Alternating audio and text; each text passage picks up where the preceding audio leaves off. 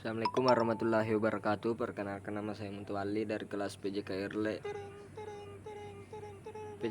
NIM 200301501070.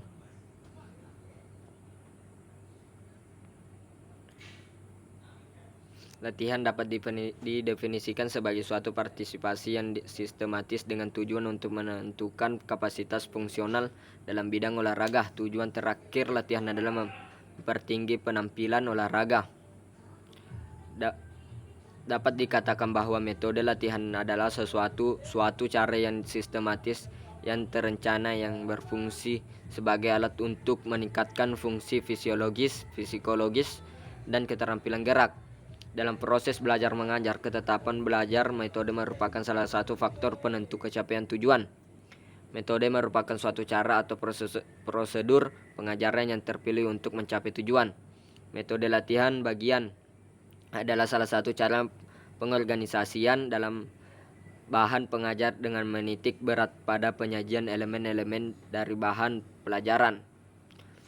Pola belajar motorik sebagian pembagian merupakan modifikasi dari teori belajar stimulus, respon atau behavior elementaristik. Singer 1980, anak siswa belajar keterampilan motorik tidak dilakukan dalam bentuk keseluruhan, tetapi pelajaran bagian pembagian melalui dari yang termudah sampai yang tersulit. Dengan belajar bagian pembagian, diharapkan anak lebih menguasai elemen-elemen internal suatu keterampilan yang utuh. 3. Metode keseluruhan adalah metode yang menitip berat keutuhan dan bahan pembelajaran yang ingin disampaikan. Materi terseluruh mengenalkan teori Gestalt. Belajar yang mengacu pada teori Gestalt adalah belajar dengan melihat pola organisasi bagian ke dalam suatu keseluruhan yang berada di dalam suatu situasi permasalahan. Bagian yang dipelajari hanya bermakna dalam rangka keseluruhan. Metode keseluruhan adalah lebih menguntungkan jika kegiatan itu lebih sederhana dan tersusun dengan baik. Konsep belajar keseluruhan dalam mempelajari keterampilan motorik merupakan modifikasi dari teori kognitif atau kognitif holistik.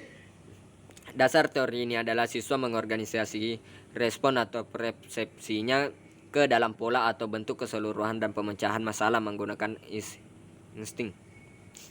Dengan demikian, dapat ditanyakan bahwa pendekatan dalam belajar keseluruhan dilaksanakan di mana untuk menguasai atau rangkaian gerak secara keseluruhan sekaligus dipraktikkan secara keseluruhan pula.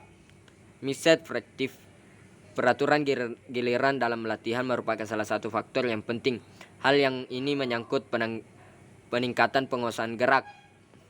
Dengan pengaturan yang lebih baik dan tepat, maka bahwa dimungkinkan siswa atau atlet akan lebih meningkat keterampilan yang dimilikinya.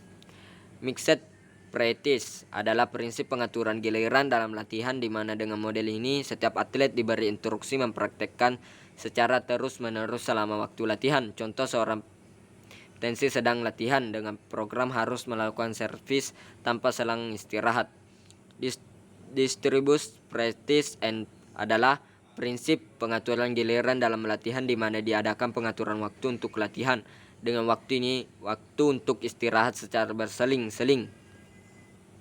Latihan mental menjelaskan bahwa kecakapan teknik dapat juga ditingkatkan dengan mental rehearsal, mengulang kembali dengan mental, dengan mengamati orang lain atau dengan cara pelaksanaannya gerakan itu. Itulah tadi tugas saya. Sekian dari saya. Assalamualaikum warahmatullahi wabarakatuh.